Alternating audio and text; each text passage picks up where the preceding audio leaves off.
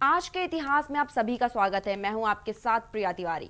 जैसा कि आप सब जानते हैं और देखते भी हैं कि प्राइम टीवी हर रोज आपको हर एक तारीख के इतिहास के बारे में बताता है कि सभी तारीखों का इतिहास क्या रहा है, हर एक दिन क्या कुछ खास होता है। तो हर रोज की तरह हम आपके लिए लेकर आए हैं 4 मार्च का इतिहास। इतिहास एक ऐसा ज्ञान है जो सभी जानना चाहते हैं। तो चलिए शुरू करते हैं आज का इतिहास।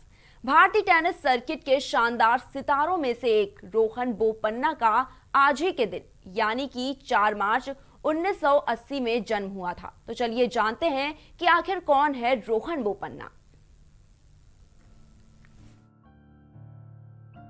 भारतीय टेनिस सर्किट के शानदार सितारों में से एक रोहन बोपन्ना को दिग्गज लिएंडर पेस और महेश भूपति की विरासत को आगे ले जाने का श्रेय जाता है।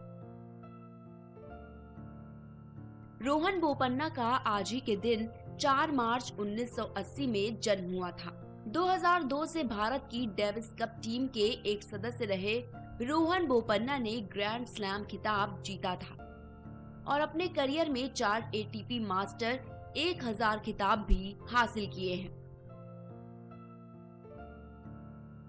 40 साल के हो चुके इस दाएं हाथ के टेनिस खिलाड़ी ने 2012 और 2016 के ओलंपिक में भी भारत का प्रतिनिधित्व किया है। रोहन बोपन्ना ने अपने जीवन के शुरुआत में ही मुख्य रूप से टेनिस खेलना शुरू कर दिया था, क्योंकि उनके पिता चाहते थे कि वह एक व्यक्तिगत खेल पर ध्यान केंद्रित करें और 19 साल की उम्र में उन्होंने टेनिस में अपना करियर बनाने का फैसला कर लिया था। हालांकि रोहन बोपन्ना का एकल करियर वास्तव में कभी अच्छा नहीं रहा, लेकिन युगल वर्ग में उनके सितारे चमकते रहे। 2007 होममैन कप में सानिया मिर्जा के साथ एक मिश्रित युगल मुकाबले में बेंगलुरु के इस उभरते हुए खिलाड़ी ने पहली बार अपना जलवा दिखाया, जहां युगल टीम ने शानदार प्रदर्शन करते हुए चेक गणराज्य, क्रोएशिया और चीन को अपने समूह में पीछे छोड़ा और स्पेन के बाद दूसरे स्थान पर रहते हुए उपविजेता बने। रोहन बोपन्ना के लिए युगल स्पर्धाओं में अपना ध्यान केंद्रित करने के लिए ये सफलता पर्याप्त थी और उन्होंने जल्द ही लॉस एंजल्स में कंट्री वाइड क्लासिक में अपने साथी एरिक बुटोरेक के साथ पुरुष युगल का खिताब भी जीता। हालांकि यह सिर्फ उनके प्रभावशाली युगल करियर की शुरुआत थी। रोहन बोपन्ना ने पहली बार 2007 में पाकिस्तान के एसाम उल हक कुरैशी के साथ जोड़ी बनाई थी, लेकिन 2010 से उन्होंने शानदार प्रदर्शन करना शुरू किया। इस दौरान उन्होंने दक्षिण अफ्रीका टेनिस ओपन में पुरुषों का युगल खिताब जीता। ये साझेदारी दोनों के लिए करियर डिफाइनिंग रही। इस जोड़ी को भारत पाक एक्सप्रेस के नाम से जाना जाने लगा। रोहन बोपन्ना और एसाम उल हक कुरैशी ने विंबलडन के क्वार्टर फाइनल में और यूएस ओपन के पुरुष युगल फाइनल में पहुंचने के अलावा एक दूसरे के साथ 4 चैलेंजर खिताब जीते। उन्होंने 2010 में दुनिया की शीर्ष 10 युगल टीमों में भी जगह बनाई। 2011 के शानदार सफर में रोहन बोपन्ना को सर्बिया के खिलाफ डेविस कप टाई में सोमदेव देववर्मन के साथ भाग लेते हुए देखा गया और एसाम उल हक कुरैशी के साथ फ्रेंच ओपन के क्वार्टर फाइनल में भी खेलते हुए देखा गया। इसके बाद भारतीय टेनिस खिलाड़ी ने 2012 ओलंपिक को ध्यान में रखते हुए हमवतन महेश भूपति के साथ जोड़ी बनाने का फैसला किया। हालांकि रोहन बोपन्ना और महेश भूपति लंदन खेलों के दूसरे दौर से आगे नहीं बढ़ सके, लेकिन उन्होंने इसके बाद सिंसिनाटी में एटीपी वर्ल्ड टूर मास्टर्स 1000 में पुरुषों के डबल्स के फाइनल में प्रवेश किया। कुछ महीनों के बाद 2012 के पेरिस मास्टर्स कप पर भी कब्जा किया। अब तक भारतीय जोड़ी शानदार प्रदर्शन कर रही थी, लेकिन महेश भूपति के साथ नहीं बल्कि किसी और जोड़ीदार के साथ। रोहन बोपन्ना ने अपने करियर की सर्वश्रेष्ठ युगल रैंकिंग नंबर 3 हासिल कर ली थी। ये उपलब्धि उन्होंने फ्रांस के साथ इडियोल्ड रोजर वैसलिन के साथ 2013 के विंबलडन के सेमीफाइनल में पहुंचने के बाद हासिल की थी। रोहन बोपन्ना को करियर में अगली बड़ी उपलब्धि 2016 के ओलंपिक में मिली, जब रियो में पुरुष युगल अभियान के खत्म हो जाने के बाद रोहन बोपन्ना मिश्रित युगल स्पर्धा में सानिया मिर्जा के साथ ओलंपिक पदक जीतने के करीब पहुंच गए थे।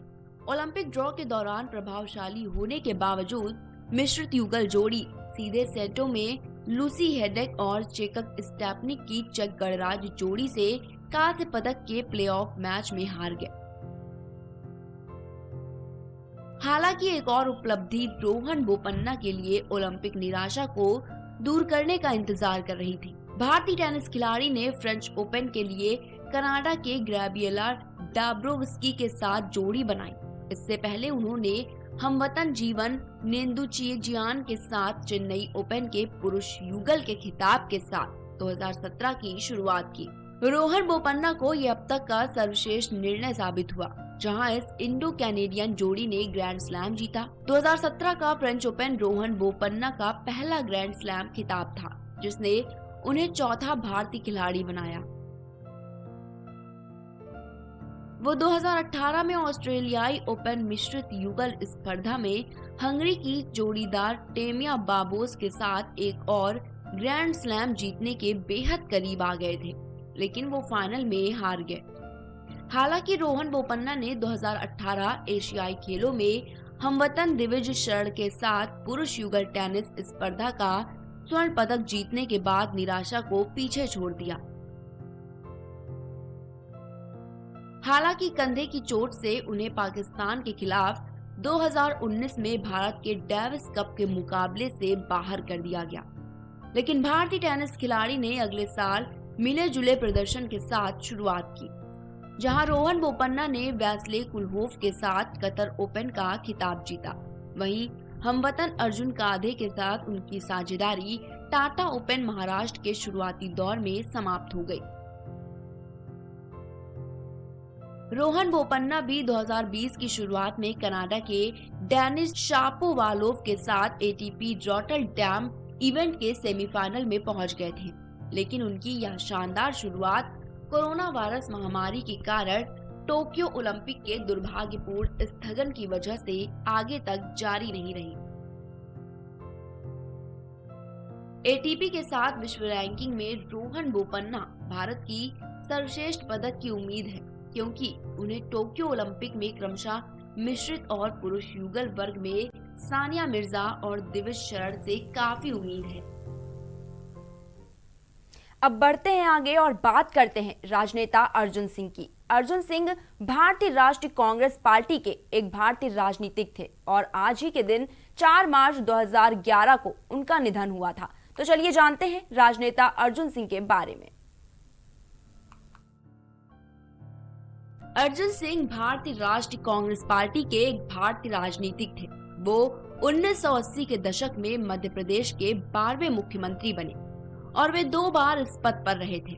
बाद में 2004 से 2009 तक मनमोहन सिंह मंत्रिमंडल में मानव संसाधन विकास मंत्री बने थे और आज ही के दिन 4 मार्च 2011 में राजनेता अर्जुन सिंह का निधन हुआ था।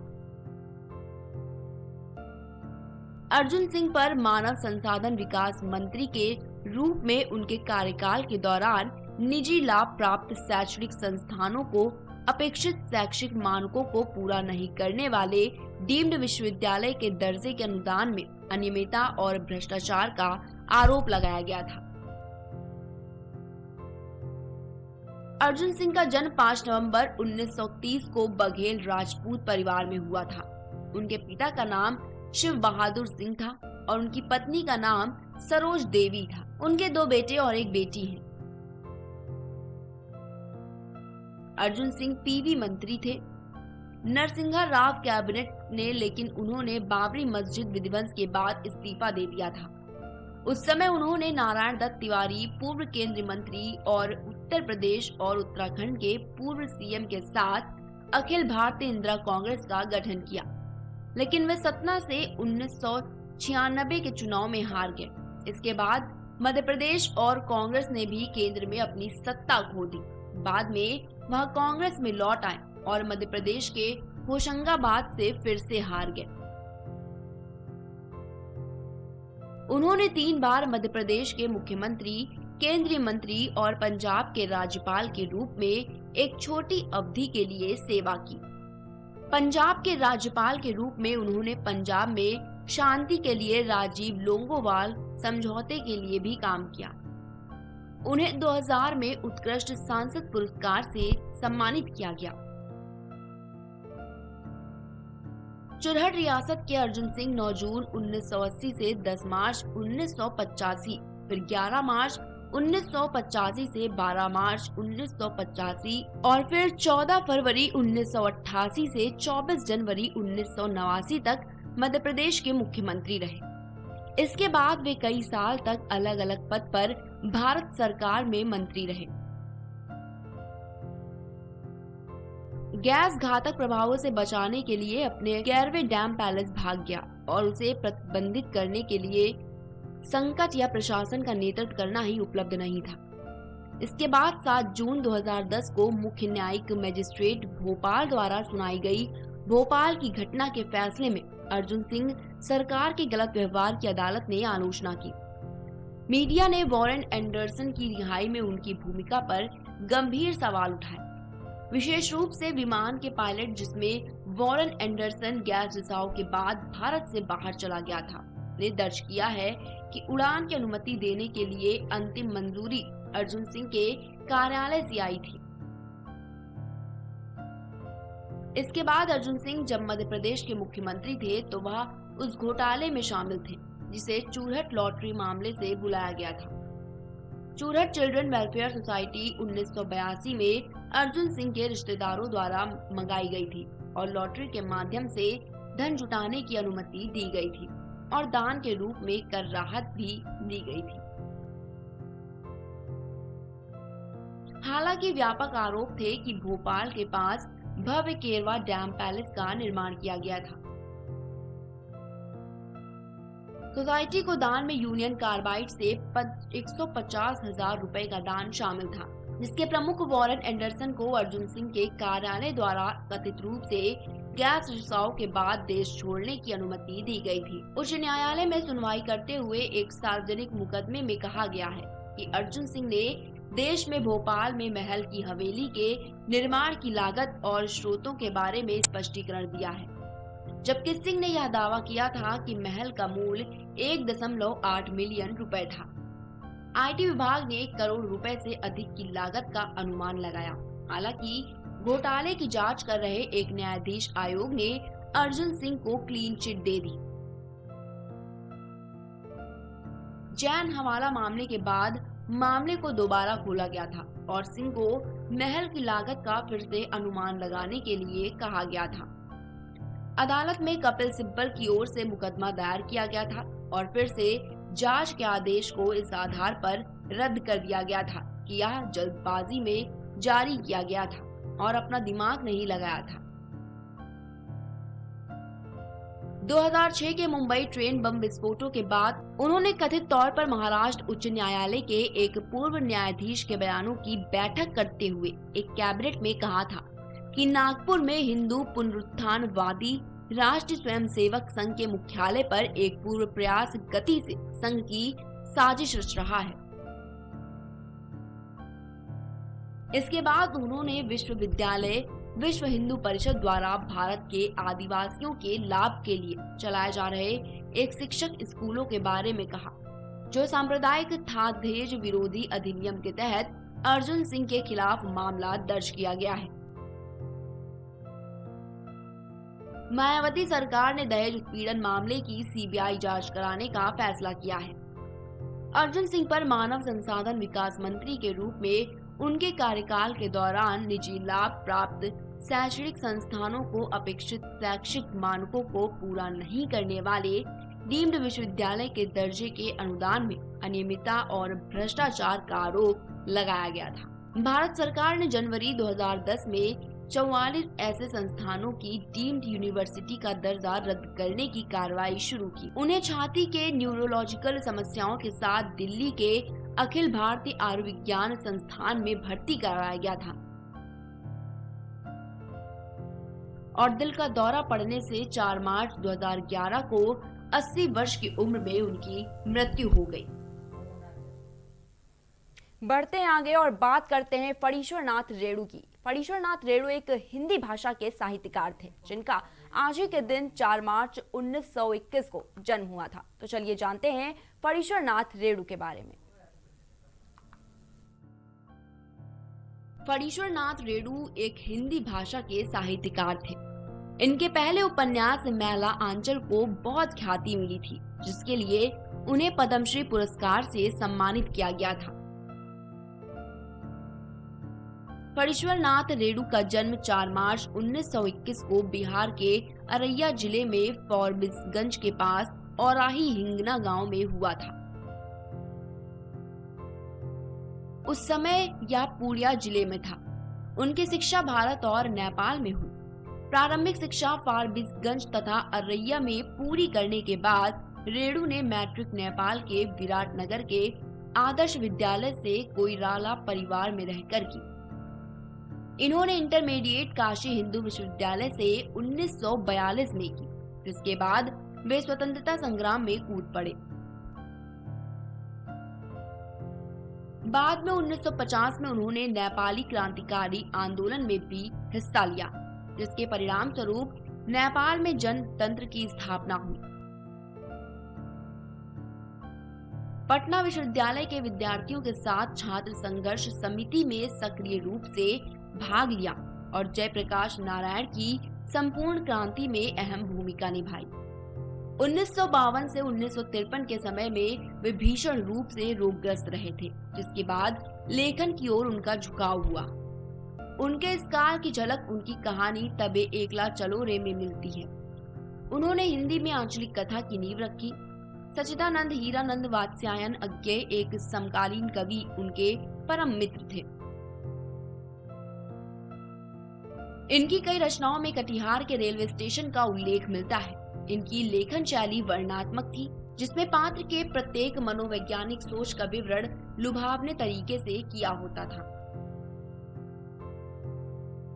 पात्रों का चरित्र निर्माण काफी तेजी से होता था, क्योंकि पात्र एक सामान्य सरल मानव मन प्राय के अतिरिक्त और कुछ नहीं होता था। इनकी लगभग हर कहानी में पात्रों की सोच घटनाओं से प्रधान होती थी।